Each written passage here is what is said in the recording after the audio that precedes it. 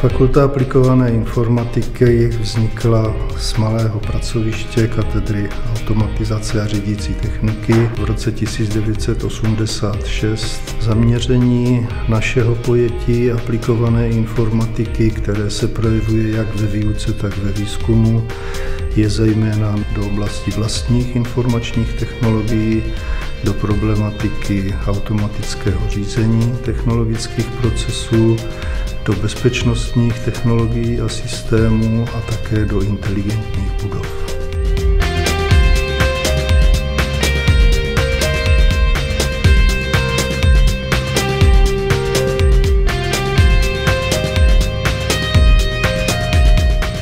Nacházíme se v laboratoři programovatelných automatů. Programovatelné automaty to jsou zařízení podobná jako počítač, ale jsou výrazně odolnější, proto se používají v průmyslu a všude tam, kde odolnost je potřeba. Najdeme je třeba v semaforech, řídivítách a podobná zařízení. Naši přednášející tady mají za úkol v této laboratoři naučit studenty programovat tato zařízení. Učí je to programovat na modelech, které tady máme, a každý model je vlastně zmenšené zařízení, které má v sobě stejné komponenty, s jakými ten student se potom v praxi může potkat.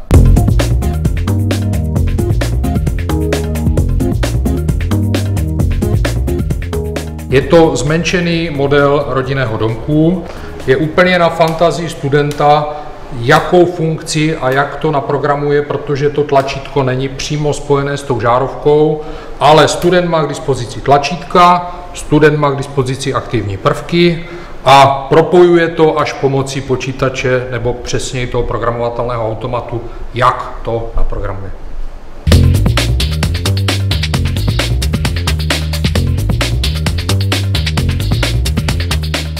Za mimořádný úspěch můžeme považovat ocenění našeho kolegy profesora Kolomazníka cenou Rolex Award za technologie zpracování koželužských odpadů. Je to cena, která se uděluje jednou za 2 roky v 10 nejlepším výsledkům, které nějakým způsobem změní svět k lepšímu. Někteří z vás určitě viděli film Saturnin, kde jeden z hrdinů je strýc František, chemik, jehož ideálem bylo vyrobit skvost z bezcenného svinstva nepatrnými výrobními náklady. Tak my se snažíme ten ideál strýce Františka tady uskutečnit. Z koželužských odpadů možno vyrobit jednak bionaftu, jednak glycerin a příslušné odvozené chemikálie, a jednak chrom a jednak bílkovinné hydrolyzáty, které mají uplatnění buď jako želatina ve farmaceutickém průmyslu, v potravinářství, v kosmetice, případně v zemědělství jako ekologické dusíkaté organické hnojivo, případně jako biostimulátory, které ochraňují rostlinky proti chorobám.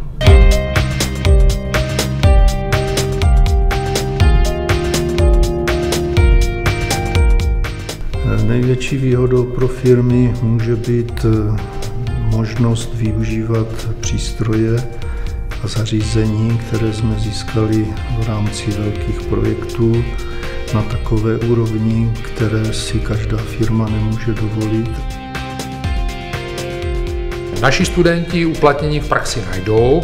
Již v průběhu studia spolupracují s externími firmami, ať už na částečný úvazek, někteří jsou tam zaměstnaní naplno, to jsou třeba studenti kombinované formě studia, a pokud ty firmy s nimi jsou spokojení, tak spolupracují dál a najdou tam zaměstnání uplatnění.